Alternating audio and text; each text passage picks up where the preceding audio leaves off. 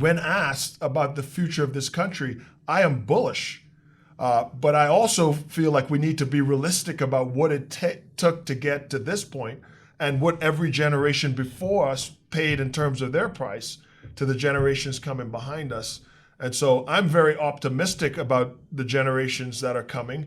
I think they will solve a lot of these issues around inclusion. I see my kids living an inclusive life, not talking about one. When I come home on Fridays, my house looks like the United Colors of Benetton. There are kids of every ethnicity. Good. There are white kids on my couch. There are Asian kids on my couch. There are kids that are biracial that I don't even know the makeup, and I don't have the guts to ask my kids because they don't even think about that. Right, which is awesome. So today we're at a place where the world needs much more demonstration, right? Than it needs discussion. The world doesn't need more instruction, it needs demonstration. It needs us to demonstrate what an inclusive life looks like. It. And every now and again I get like a little, back chatter from my kids or close friends, and they say, Fred, people think you've been successful. The reason for your success is, you're an African American at the right time. And, I always find that to be like one of the most comical things. When people say, well, he's CEO Beck, but they needed a black guy, and I said, well, there are 32 million, African Americans in the United States. So even if they needed one, let's just assume I beat out 32 million of them. But you cannot hold these kinds of positions for superficial reasons. There's no way. Peter Beck, who's one of my great mentors and also great friends, always has, the best quote on this. He said, the fact that Fred is black, we like, and but we didn't choose him for any position because he's black. There are too many families that depend on this company for their livelihood to make such a superficial choice. You have to make decisions based on merit. And listen, I think it's wrong to give someone a job not based on merit. I think opportunity has to be for all, and it has to be equal. But positions have to be given based on merit. Absolutely. So there's no way Beck would give it to anybody other than based on merit. So there's a duality in my thinking that I've come around to on this, and I think it's on the matter of inclusion is like there's one time in our firm's journey that we ought to be radical and insisting on diversity. And I'm going to use the word diversity as different from inclusion. And that's at the very beginning. When we bring a class of interns in for the summer, or we bring a class of new hires in, I insist that those classes are diverse. We have people of color, we have black people, we have Hispanic, we have women, we have And it can't mean let's push down the white guys. And we have a good proportion of white guys too. We have a diverse class at the beginning. And I think we have to hold ourselves accountable to that in organizations like this. Totally. That our recruiters and the people responsible for working for us are fishing in a broad pond so that they can bring in a class that is representative of the country we live in. Right. And after that, it's all meritocracy. Totally. But if we start with diversity at the beginning, we'll end up with diversity at the end. Right. If we are inclusive. Right. So if we have a culture of literally living our lives with each other and connecting fully with each other, and we have diverse groups at the beginning, then we'll have diverse throughout. And so I believe it is not responsible as a leader to select people for opportunities based on gender and race. It's crazy. It is not fair and it's not responsible. Right. But I also believe at the very beginning, you have to open up opportunities so that everyone has a chance to be included and to be successful. And so I think that's a very nuanced answer, but it's a very, for us at Beck, it's been a very clear answer. We start with diversity at the beginning, we live very inclusively, and we know when we look across our firm, we will have a diverse firm because we were intentional about it at the very beginning. So outside of Beck, how do you think we're doing? I think there, look, if I look at the long arc of time relative to American inclusion, I would say we are as good as we've ever been. I agree with that. And I would also say Americans, all Americans, need to be more kind to themselves about how far we've come and how quickly we've come this far. In 1960, we were still living Jim Crow, rules. Sure. That's 60 years ago. Right. Okay? So the problems that we face in America relative to race and equality are American problems. They're not black problems, and they're not white problems. No, I agree. In fact, I would argue to you that while this country is being harsh to black people, it's also had an underlying harshness to white people in the guilt and the lack of fidelity that is implicit on the entire society. Because when we look out there, we can see the inequity in our community. Sure. And we know there is no white friend of mine that would trade growing up in North Dallas to growing up in South Dallas. There is no white friend of mine that would say, you know what, I'd rather come back as a African American. And we know instinctually that the country has been very tough through its history on our African American population. But I would also say it would be not sincere to not point out the progress we are making. And so because these are American problems, it's going to take all Americans to lean into these problems. And we can't let the pop culture and the politicians split us up, right? Because pop culture has its own objectives. Politics has its own objectives. We need to be in environments. Look, I am a conservative American, okay? So I believe in fiscal conservatism as a tool for life. It's how I've built a life for my family. Spend less than you make. Have you seen any of that politically? I haven't seen it. But, from anybody. But being, a conservative fiscally doesn't mean I can't be caring. Right. Because I happen to believe in a life of, austerity in certain regards doesn't mean I can't be generous. In fact, I would say many of my conservative friends are the most generous and philanthropic people in this city. But I think we have to also be sincere that it is beneficial to Americans to learn more about these racial problems, so that we can't have the, if you don't address the root cause of the issue, then it leads to false thinking that somehow those people there just aren't doing enough.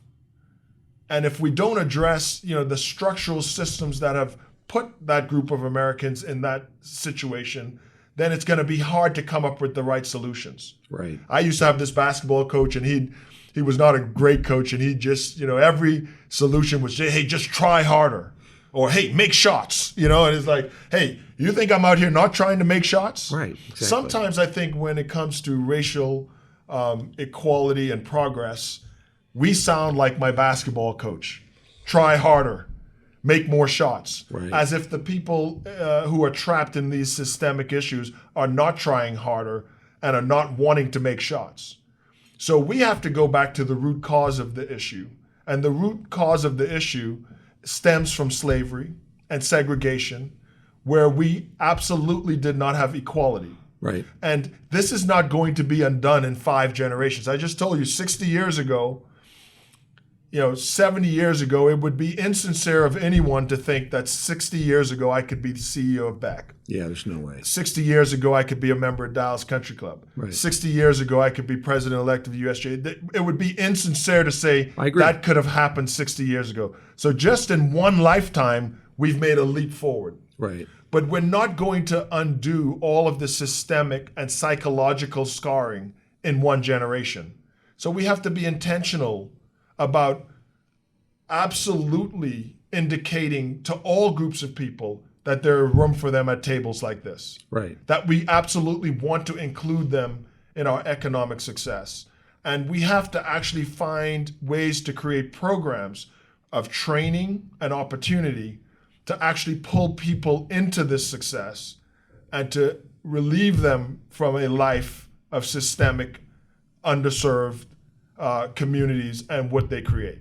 So, like, I, as a white man, right? So I think I think we've come a long way, but we've got a long way to go. Mm-hmm. So I do think that you can see progress. Yep. I do think there's some complacency from a big percentage of people, but I also think there's a lot of people that don't really know what to do. Yep. They don't know, I've never been a check writer. I mean, I believe in giving money away. I think if you have it, you should give it. But I'd rather be more involved because I want to see it. Yeah. And I want to know that I'm finding a way to make a difference. Yeah. Instead of just writing a check and counting on somebody else to do it. Yeah. And I think there's a lot of people, at least for me, I am really working hard to try to figure out how I can be a game changer or how I can make a difference. Yeah, that's awesome. My advice to everyone in this regard is start small and don't be discouraged starting small. The issues are so complex, but then they're very simple too. The issues of opportunity are simple to solve. At Beck, we started a school of construction called the Beck School of Construction. We have one in inner city Fort Worth and one in inner city Dallas. If we can train 20 to 30 African Americans on how to be involved in the construction business, to start little companies, to develop the skill set so that they may be hired by other companies, to get a little training so that they have a job. If every year we help 60 to 100 people who otherwise would not have that access, we're going to look back and find that one day we've helped thousands of people. Totally. The people who were my mentors in life were all white men that looked like you, Bill, and they were great to me, okay? I have to feel like they didn't mentor me because they had some lofty idea to change America. They mentored me because they truly cared, and they knew that there were things that I could not have possibly known that I needed to know to be successful. Like if your parents lived check to check, right? How could you ever understand the value of a 401k? I didn't even know what a 401k was, Bill. Totally. I didn't know how to dress professionally when I came to work. I came to work at Beck. I used to wear Tommy Bahama shirts and sandals. Someone had to pull me aside and say, hey, you need to go get some Brook Brothers shirts and you need to get some slacks. You're really good at this job, but your appearance isn't right. Someone had to care enough to actually do those very basic things for me to shepherd me through my first 2 to 3 years of my career. Right. It would have been easy for them to dismiss me as unprofessional or not getting it, etc. Right. As if the very things that they may have learned around their kitchen table, my parents were not equipped with that information to teach me. Yeah. So we've got to have caring enough that if each person took one person, right? Right. That might be enough. Right. We don't need to look at the problem like, how do we change it for every person? No, just start making small progress, I think. Andy Stanley was my pastor in Atlanta. He had this quote I love. He said, do for one person that which you wish you could do for every person. But you can't do it for every person, but you can do it for one person. Today, we're at a no excuse point. Right. Every business leader under the sound of our voice with control of resources in a company can have one intern, could create one spot, could mentor one person. If we change the life of one person, we will eventually change the life of our entire community. And what I find, that's great. I find the most valuable thing I do today I have about 5 mentees that are men of color, okay? 1 is Hispanic, 5 are black men. Of my 5 mentees, most of them have not had real functional relationships with their fathers. Right. Okay? Now, I'm not saying they don't have a father. I'm saying there's some scar tissue there. Totally. But like when you say you have a mentee, is this an ongoing long? This is an ongoing, like a year or 2 year relationship? This is a commitment. Good for you. This is a commitment to help them learn some things they need to learn. Read this book. Send me your notes. I'm going to call you on this. Hey, I'm here to help you. These people, by and large, do not work for Beck. It's great. One of them does. Most of them don't. Right. Okay? I feel like the most valuable thing I can do in terms of American progress is to sow good seed into the life of these younger folks the way it was sown into me. Like Peter Beck literally changed my life. Yeah. But before he was changing my life, the other mentors I had at Beck were changing my life. So how do you find the mentees? Do they come to you? Well, I think it's an attraction thing. Yeah. You know, in one case, I had someone I really respect called me up and said, "I'd like you to take this young man." In another case, a person worked for Beck and had a terrible experience and left, but was a young black man, and we just kept in touch. And that person became a young father and needed to know more about a lot of things. And now it's a phone conversation on a Saturday. I mean, again, it's some of the most enjoyable, moments, for me. I don't think it's a mentorship program, by the way. No. I don't think it's like a structured thing. Right. I think it's an attraction thing, in that, you're attracted to someone. I would say in all cases, these folks are really serious about being mentored. Mm-hmm. And that's, for me, probably the most important part, that when you throw good seed on fertile ground, that it does bloom. And, so for me, God did not bless me with sons. And I feel a special calling in my life to have some impact on the lives of young men, particularly young men who may have grown up at risk. I lost a brother. Yeah. And I feel like the way I can repay the universe for the same symptoms that took him not recurring is to sow really good seed back into our communities and into the lives of young men. We need more of that today. So I would say to the listeners, everyone can be great in this regard. Totally. Because everyone can take one and everyone can serve. And you don't need to have, a PhD to serve. You don't need to know Einstein's theory of relativity to mentor a kid. You don't even have to make your subjects and your verb agree to be honest and good to one person.